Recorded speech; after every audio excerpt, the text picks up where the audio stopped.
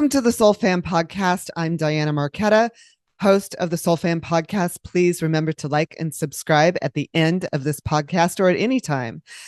Welcoming today Brian Rue, who is the leader of a very popular meetup group called the Vancouver UFO and Prepare for Contact group.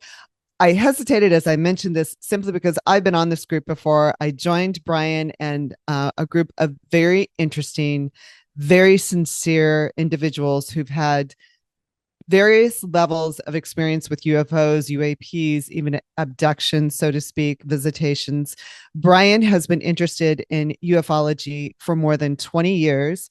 He teaches Buddhism in the Vancouver area for more than 30 years. And now we're just able to come together to talk about what's sort of brewing in the moment with regard to UAPs and UFOs and sort of this rumor that first contact will be happening soon.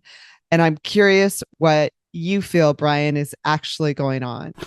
Yeah, so much to talk about. Well, I can say we can just have a conversation about it. I can't say I'm any authority or know for sure. I just have my hypothesis. I think it's happening gradually. I think the ETs are kind of in control of disclosure, and I think things have been going gradually since 1947, and they'll continue to go gradually, although things have stepped up since 2017. So I don't think anything sudden is going to happen in the next year or two, although things are going along nicely in a way. So when you say things are going along nicely, what exactly do you mean? Is there already contact between us? Is this ongoing contact, which is my feeling? Or are there things we actually need to be prepared for? Well, first thing that comes to mind, just yesterday I had these congressional hearings. Like a week ago, President Trump made a statement on Truth Social. He's going to order the release of, some files about UFOs and UAP and aliens, although he didn't say, anything classified, but it's bringing it to the public consciousness. But in terms of contact, I think it's going, the main event is through experiencers, thousands or millions of experiencers who have contact. So I think it's not from the governments, it's from the aliens have made the choice to do it from the ground up, like experiencers. And I meet them personally in my city where I live, and they're all over the world, like little people who share their either they've seen grays in their bedroom or some psychic contact or out of body contact with ETs, or maybe they're not physical beings, maybe there's some interdimensional type beings. What do you mean, first of all, by physical beings? And are there any particular groups? And I'm not really sure what to say. What's the term? Are they from Venus? Are they from Mars? Are they Greys? Are they Arcturians?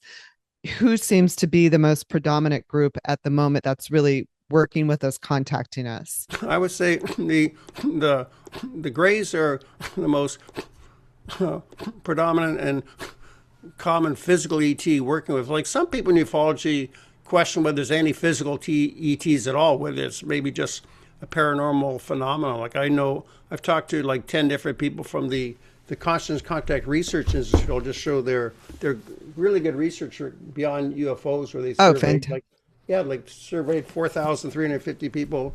But I think there's also physical, in terms of physical ETs, I think the Greys are the most common. Like maybe they come from Zeta Reticuli 39 light years from now. But I think some experiencers, I'm really influenced by Susie Hansen and others. She's been on these big motherships, like city-sized motherships, with Greys and Mantids and others, and they all seem to work together. She says these ships are intergalactic, or they go through, traverse the galaxy, and they're not from any particular planet. They're on these city-sized ships. They traverse the galaxy. If they need something, they go and get it. So they're not tied down to any particular planet. So I think that's not a particular issue, like which planet particularly. I think they're all over the galaxy. They're very well organized. But the Greys are the ones that I think people see the most. I mean, in terms of eyewitness accounts, we have tens of thousands of people who have direct personal experience with the Greys, more than any other type of ET. And why is that? Have the Greys been here the longest? Are they the most friendly? What exactly is their purpose? And clarify with me, are they from another planet in particular? the first question, I know Susie Hansen says the Greys are the most skilled at the particular job that they're doing. So I think they've been working since about the 1850s. They've been working on their new agenda on her. I think they're trying to hybridize humanity, bring us up to the next level, like we're Homo sapiens sapiens. I think they're bringing us to the next level. They want us to have, like they have a telepathic society, so I think they're leading us towards more of a telepathic society with what's called quantum dimensional consciousness, where we're in tune with higher dimensions and we'll have more of a spiritual orientation to life. So I think they're doing this gradually since the 1850s. Like the whole spiritualist movement, which began around 1848, it may have been initiated by the ETs and cultural changes. So the whole New Age movement, even the Laurel Canyon music scene from the 1960s, these cultural changes may have been initiated by ETs. That's my hypothesis from sources that I've studied. So why would they have an interest in excelling our spiritual consciousness? Well, I guess since the World War II with the atomic bomb, they realized, the kids have got the matches. So, since 1940, well, really since World War II, there's been all these UFOs. So they seem to have called in the neighborhood to realize, okay, humanity's at a new threshold. They're getting more technically advanced. They have the ability now to destroy themselves. So we have to really manage them more, keep an eye on things. So I think it's because we're getting more technically advanced. And of course, they probably had a hand in developing us technically. So I think we just need to be managed at this time. Like if it was 500 years ago, we weren't that interesting, that weren't that much changes, things are going slow. So there wasn't a need to really swarm all over the planet.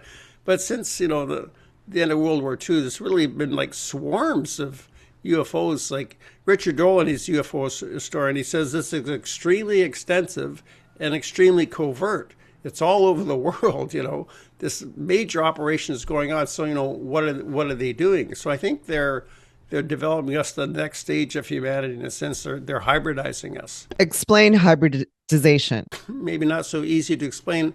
I think if you were to take a DNA test like 23andMe, it wouldn't show. Like I think hybridization is partially about DNA, like changing what humanity is itself, and doing this gradually. And I think they can do this. Like people have been brought on craft and with ETs working on it, have said they've been subject to like light and sound can actually activate DNA, and DNA is flexible. DNA can change. Hybridization means excuse me, I have a little bit of a nervous tick. It's a small case of Tourette syndrome. Just for your audience, I had some dental work and left a little bruise here just to explain. Okay. So I think hybridization means a combination of them and us. They're giving us some of their genes, and they're gradually transferring us to have more of the qualities of ET. So we might have a similar physical human appearance because, we're suitable for this planet, this atmosphere, this climate.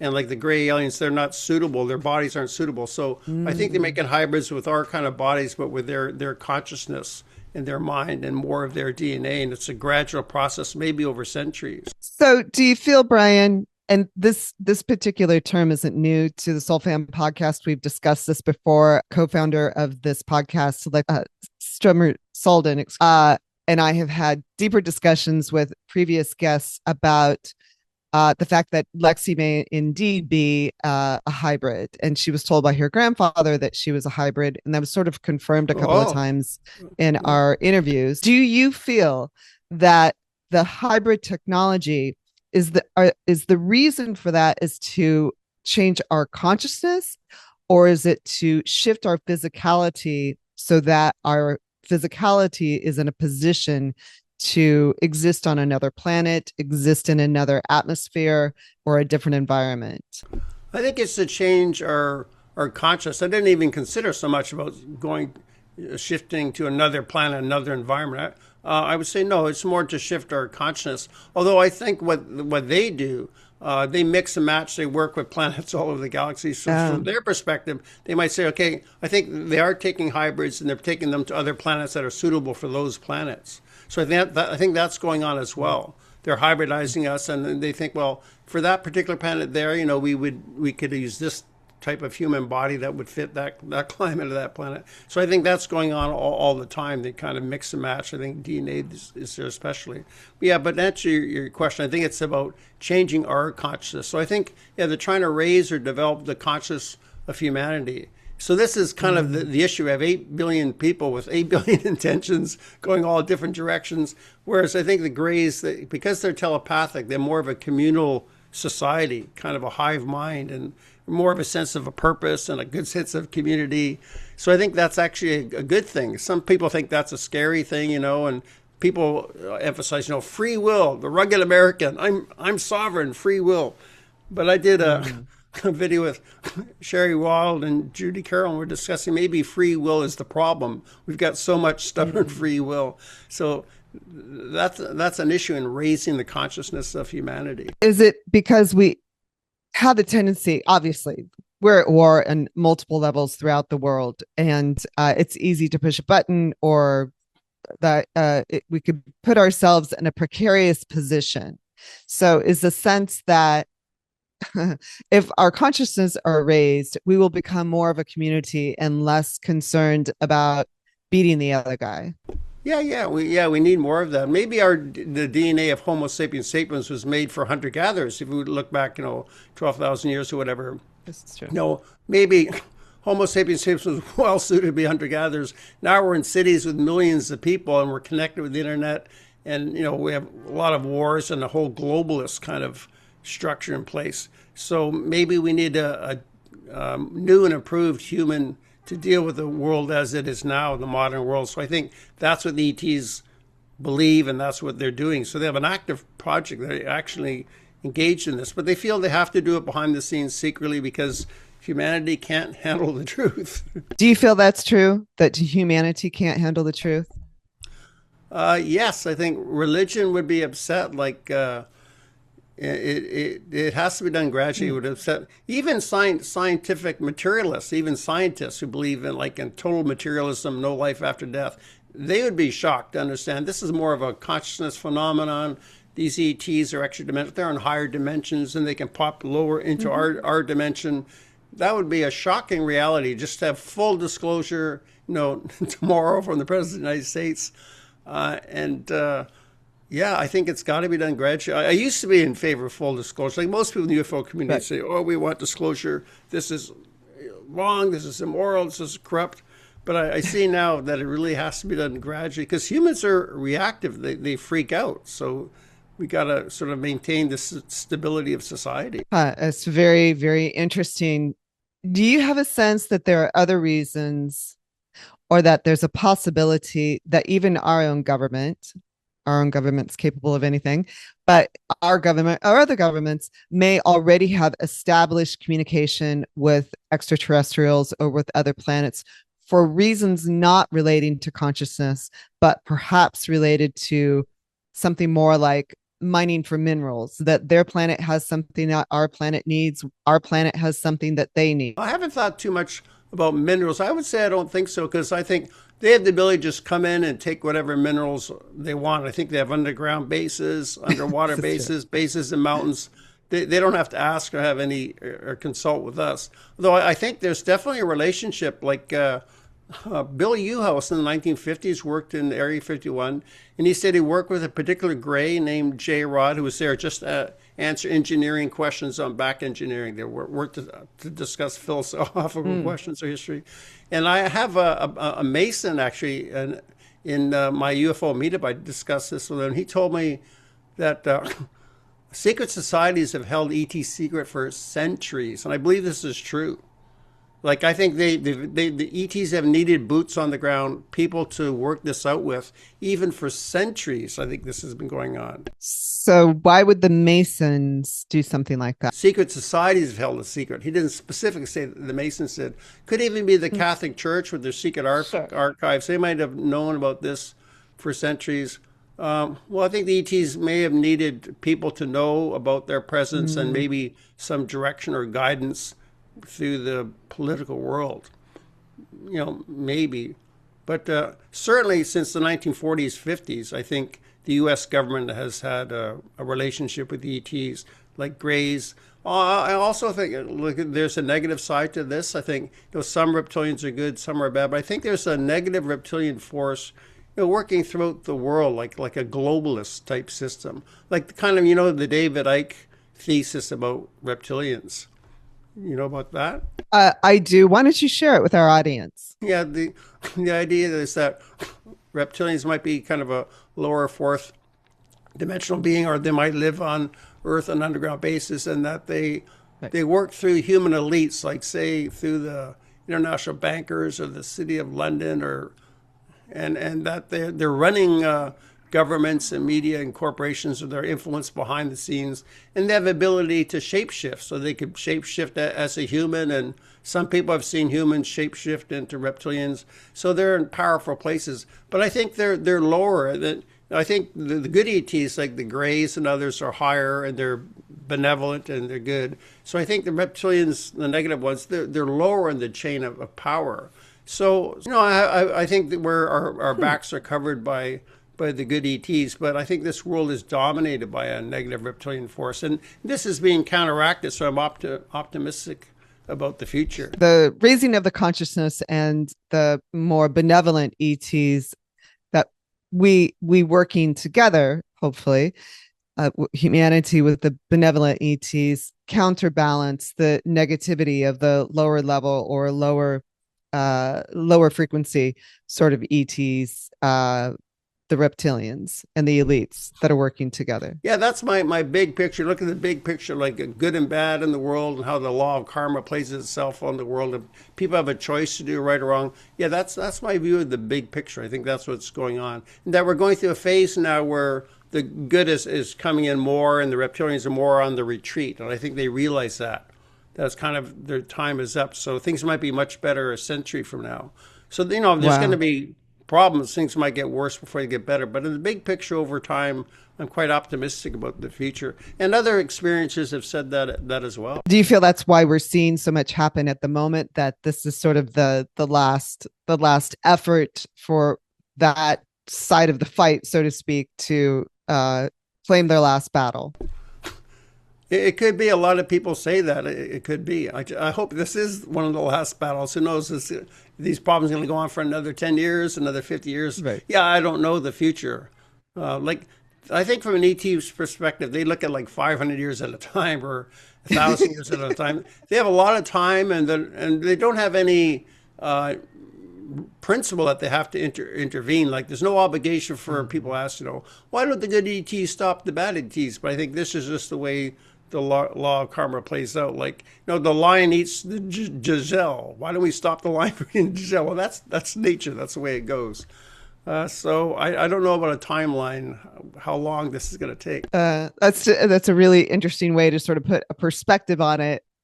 And we're very deadline oriented in the United States. We kind of like everything right now. And then what was yesterday was this morning's news. So it's just a really interesting perspective. And I suppose that may be the truth. That may be how it actually is.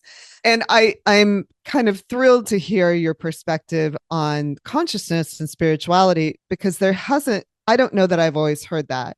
And having done a lot of production work with Discovery and other television shows and films, my background's in entertainment, that was often not the case when we've interviewed other ufologists and those who do a lot of investigative work. Their perspective was not one of peace and freedom. It probably came from more of a it might have come from more of a scientific or military background. And the essence of those were often that we're under attack, we're going to be interfered. There's some sort of not benevolent point of view. Yeah, I know. I think there's actually negative press against the ETs, and negative press against the Greys, which is not fair.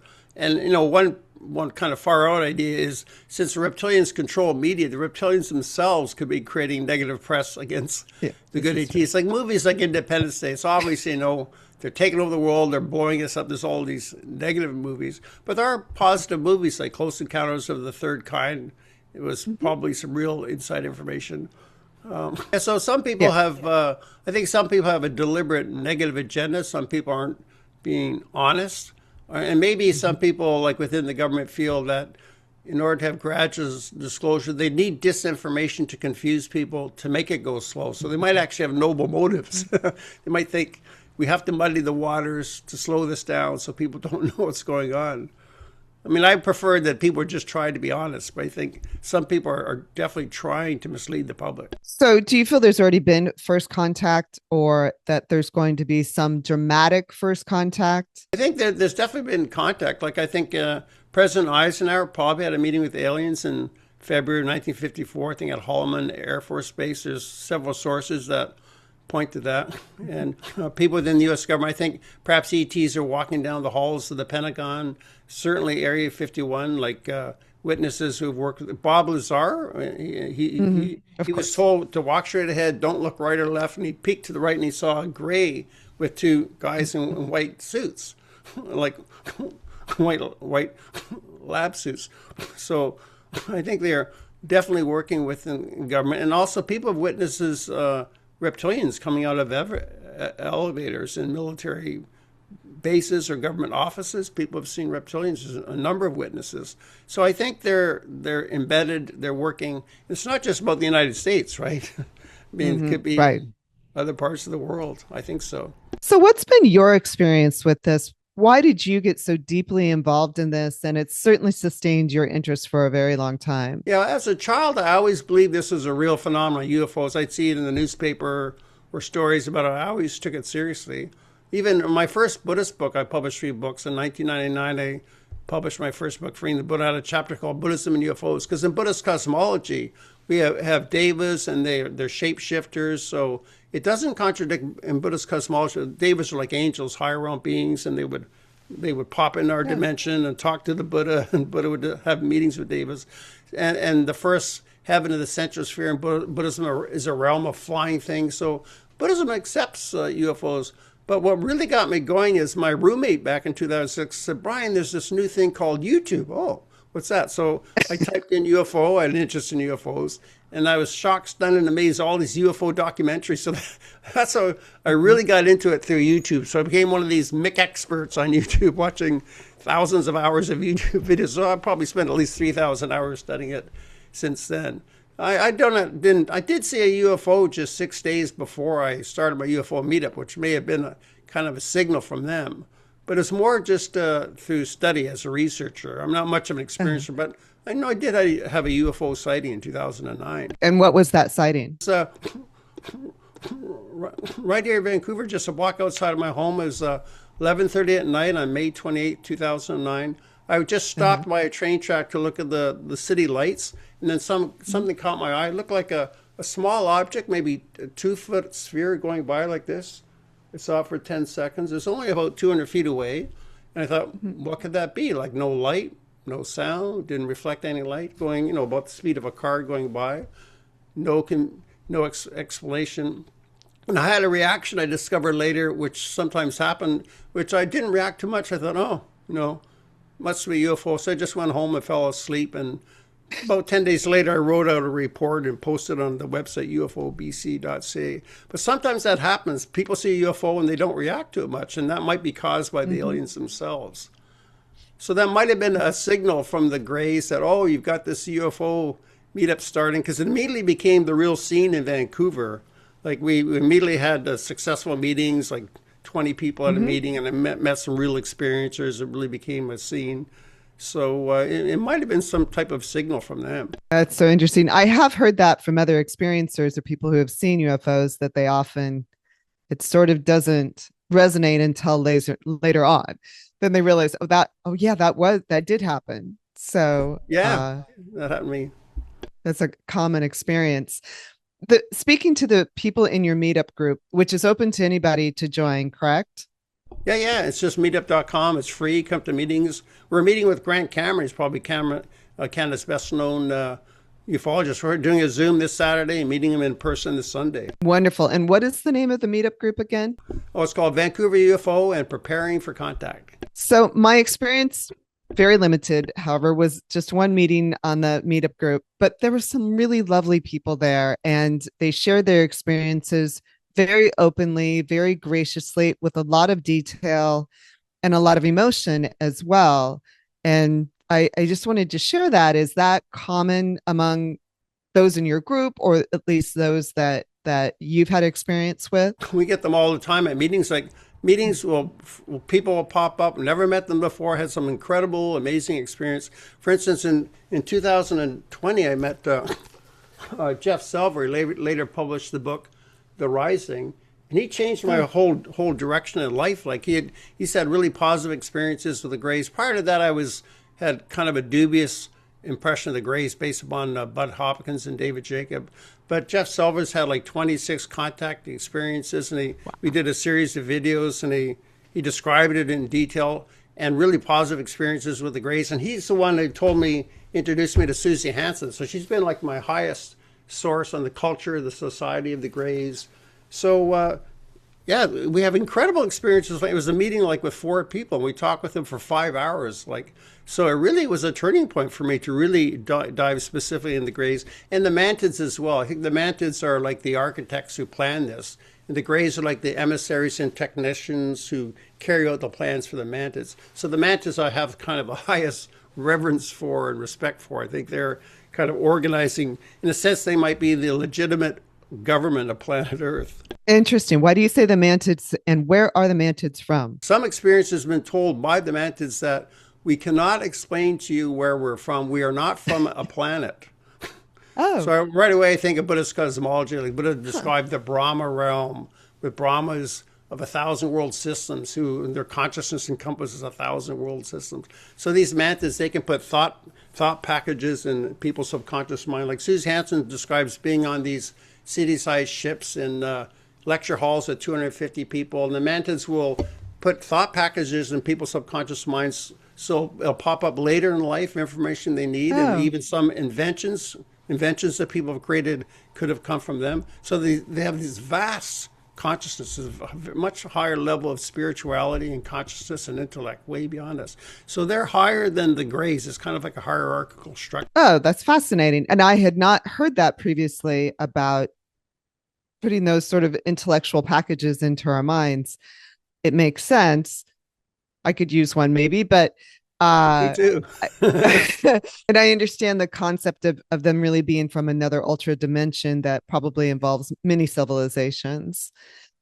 Very interesting. So do you feel they also influence other aspects of our existence here on the planet, whether it's perhaps I had interviewed a Sasquatch expert or an experiencer previously, and I know that you happened to see that show.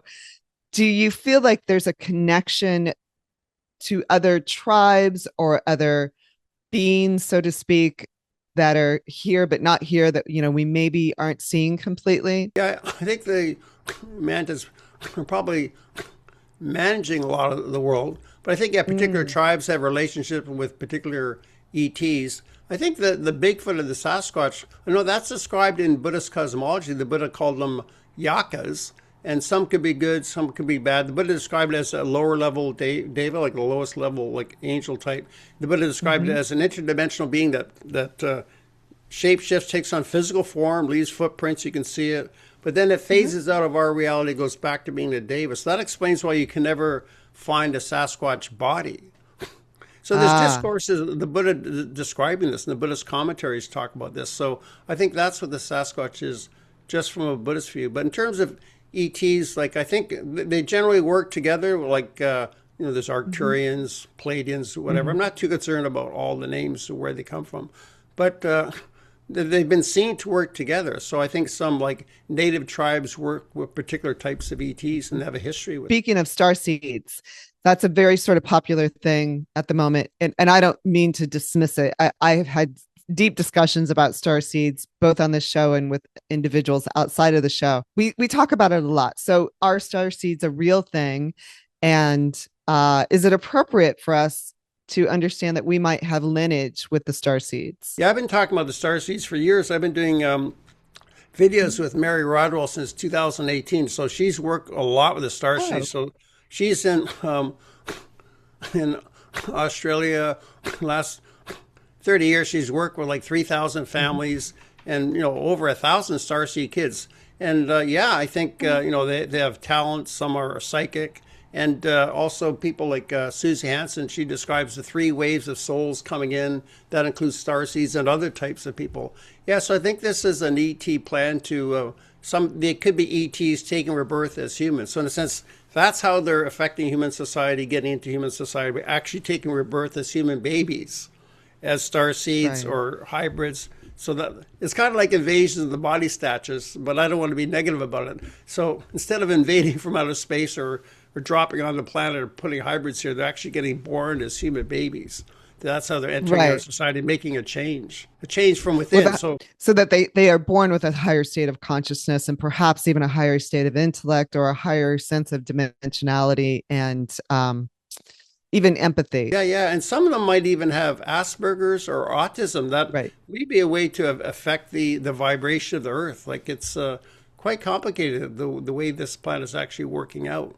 But some starseeds have proven psychic abilities like psychokinesis, things like that, things that are demonstrable, Wow. So you've done such deep work. What's been the reward for you? Well, it's interesting. I thought, 20 years ago, the whole purpose of my life was to spread Buddhism and teach night school course on Buddhism. But now I realize, other people can teach Buddhism. I think, like on my website, my byline is 9 words at the top. It says, raising agenda about the ET agenda for human advancement. So that's the purpose of my life. I think what matters is raising awareness that there is an agenda, this is what happened, and also to facilitate that. Ordinary people can get involved and facilitate this or help the starseeds or help the 3 waves. So for me, this is what really inspires me in terms of the purpose of my life. This is the best way to make a contribution to society, because I think this is the highest thing. I think it's the biggest issue in the world, actually, ET relationship with humanity. What could possibly be a bigger issue than that? So I think I've always been kind of a big picturist, interested in the big things, the profound things. And I'm convinced this is a reality. The evidence is quite significant that this is a real thing. It can't be dismissed.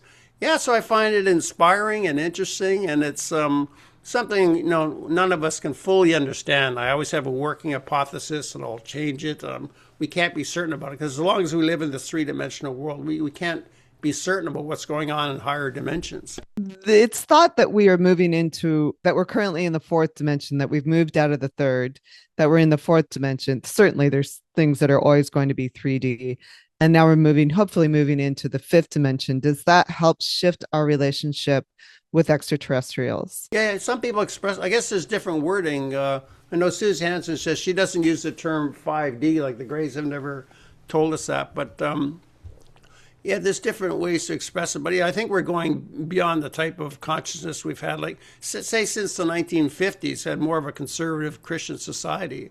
And now society is opening, and there's can be a lot of confusion there, or loneliness and alienation. But I think it's a process. We're going through a process, going to some higher level of consciousness or expanding our consciousness. And part of it is, like Grant Cameron says, the trickster phenomenon, like the UFO phenomenon, it's poking us and prodding us, like, well, what's this? So it's kind of raising our consciousness by just waking us up, because we don't really fully understand what's going on. Like, since the 1890s, UFO phenomenon itself has changed its form. It's changed in different ways. So I think this is a process of developing our consciousness, guiding us along. So I think it's a good thing.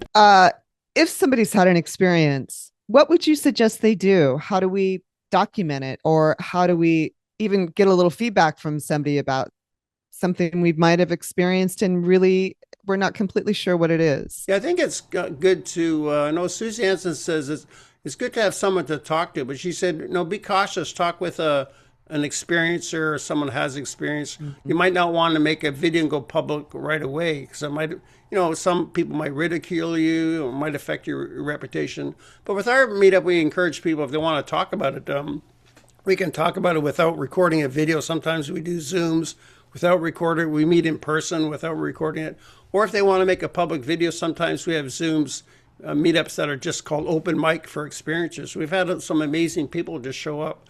They want to share their experience. So I think the important thing is talk to other experiencers, or talk to people who appreciate it and understand, or researchers who appreciate this, and where you feel safe when you're someone you can talk to. Do you think we have any concern, especially here in the United States, about there sort of being a fake invasion or some sort of invasion, whether it's fake or not?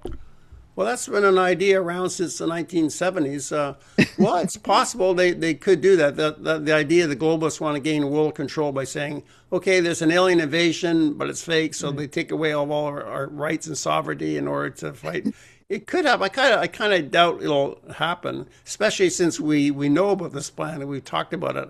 I wouldn't go for it if there's an attack. For sure it's fake. So I kind of doubt they'll try that.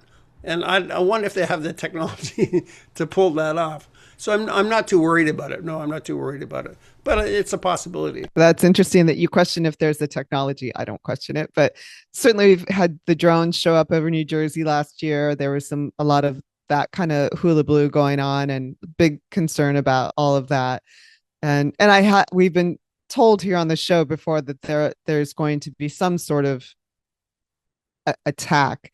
Now, if that's a real attack, I am not sure. But I was just curious what your perspective again was on it. Well, And if it's been brought up in your group. well, there's always been predictions of the future, and usually most predictions of the future are wrong. So, I'm not too interested in predictions of the future because people always make them. They might do it to get clicks on their channel or whatever. But in our group, some experiences have talked about negative scenarios. Like it's a thing that's happened since the 1980s. People would be brought on craft. The ETs would show them disasters like waves going across the continents, wiping everything, or they see fire or earthquakes, and yet none of this has happened. So is this a metaphor? Is it literally something's going to happen in the future, or are they just trying to scare us into taking better care of the world? I don't know.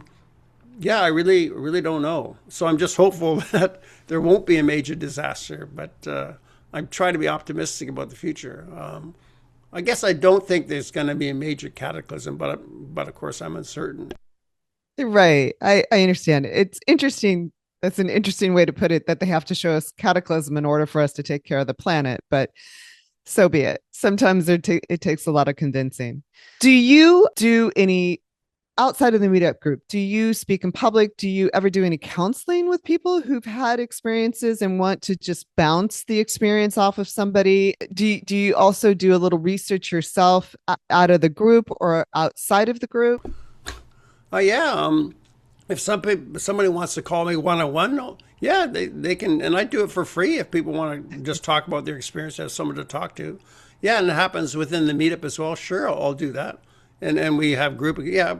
I focus a lot on the meetup, and also have my own internet talk show. Like I interview people as well.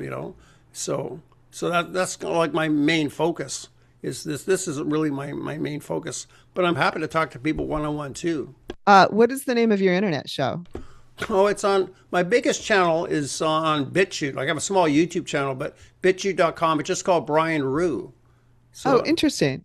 and I've got like over 600 UFO related videos on different playlists. Yeah, my BitChute channel. I can send you the link. Yeah, Yes, just go to please. bitchute.com, look for Brian Rue, Ruhe. So that's my main thing on my BitChute channel. Oh, I think people would be fascinated by that. And I think our audience would be keen to get in on that and find out a little bit more about it. Yeah, also Uh, our UFO meetup group has its own channel. If you go to the Vancouver UFO, there's a link uh-huh. to our channel of those videos that we film. Oh, beautiful. Beautiful. It's amazing you actually have so much documentation. Yeah, a lot of people, like a lot of witnesses and a lot of people I've interviewed and researchers. Yeah, it's an ongoing thing, and meeting people like you, it's great. It is great. It really is great. Have you been contacted by anyone from the government or any other organization, even MUFON or something like that, to participate with their organizations in some way, shape, or form? Not from the government. But MUFON, yes, I was a member once, and yeah, I've been contacted by some MUFON members who've been on our meetup and talked with us in our meetup groups. Yeah, so we know some MUFON people. They're part of our meetup Great. as well. Great. It's so interesting. Do you feel like there's anywhere in the United States, in particular, geographically speaking, that UFOs are more predominant, that we're more likely to have sightings, more likely to have experiences? Yeah, I think off the southern coast of California, like Catalina Island, I think there's an underwater alien base there. And there's so many UFOs been seen right there. That's a hot spot. Also, I think Mount Hayes, Alaska, there's an alien base there. Of course, there's not many people there to see UFOs, but I think they're coming in and out. Like Pat Price was a CIA remote viewer in 1975. He described that in detail. But yeah, it's definitely, I think Arizona has hotspots too, alien bases in Arizona. You could probably go online and get a list of alien hotspots in the United States. Yeah, Richard Dolan's got a list. He says like around Puerto Rico is a hotspot. Even the area around here on the west coast of Canada, there seems to be quite a lot of UFO activity. So if you happen to experience either contact with an individual alien or with a ship or have a sighting, what do you suggest people do in order to kind of make sense of it and also just to keep a record of it? Yeah, I think they should write it down and make a personal video, like recall everything. I think it's good to share it to the world because I think this is part of the process. I think the ETs are showing up more now and having more contact because they want this to gradually enter more into the public conscious. So I think it takes some courage. I think they want people to speak up and share their experience. So good to make videos and go public with it. I mean, when you feel right about it and have people to talk to that you can trust. But I think it's good to go public with it. You know, it was hard in the early days for people. Many people were ridiculed, but now it's easier. There's meetup groups and there's all kinds of YouTube videos talking about their experiences, you know. Also, if you make a video online, probably people in your community will never see it anyways. Right. Right? If it's Yeah, just your a next video door online, neighbor. they won't even know that you made it something out in public. So I think it's good to have a bit of courage and share your experience with the world. That's super cool. I have to say, this is not the way I expected this conversation to go. And it's very refreshing to hear your perspective about really the aliens working with us to raise our consciousness, our spirituality, perhaps to invite our souls to be more highly aligned with theirs. Yeah, to me, it's all a spiritual issue. Like, I've been a Buddhist for 35 years, so I've always had this spiritual inclination. I don't claim to be spiritually developed. I mean, I'm still working on it, but because of my whole spiritual orientation, my whole, interest in extraterrestrials or whatever they are, whether they're interdimensionals, it's a spiritual interest. So I think this is fundamentally about consciousness, that consciousness is the fundamental nature of the universe, and this is all part of this. And they're working on humanity's consciousness. So I think this is fundamentally a spiritual issue. It's about our spiritual development. Beautiful. Is there anything you would like to impart to the audience today that you feel especially needs to be heard right now? I would say study the subject. I mean, go online, websites, YouTube, and study ufology and listen to experiencers. And I would think make this a priority. Understand this is the single biggest issue in the world. This is like Grant Cameron says, we're in the Super Bowl. This is future centuries will look back at this time now. This is the age when people were waking up to this. And this is about the whole future of humanity. It's more important than just mundane, everyday politics. So I think this is the biggest issue. So get involved. There's so much to learn. There's just a wealth of evidence and a wealth of information to study on the internet and books. So it's exciting. I say dive into it and talk to other people about it. Have friends that are into this. Connect with other people. Very cool. Very cool. Well, I'm so grateful to you for coming on today. And we had a few issues coming into this, just technically speaking, but yeah. I'm so grateful. And what a beautiful, beautiful message. You're a great host, Diana. You're so easy to talk to. And I really like your intelligent questions. Like, you really got me inspired to speak. So it's been a joy being on your show, Diana. Thank you kindly. Thank you. And let's announce once again, how do people get in touch with you? What is the meetup group? How else can we connect with you or anybody else that may have some experiences? Yeah, anyone can have my email address. It's brian@brianrue.ca. That's RUHE. And my BitChute channel is Brian Rue. And my website is brianrue.ca. So I'm easy to find. Well, thank you very much. And I look forward to connecting with you again. You're welcome. Thank you, Dana.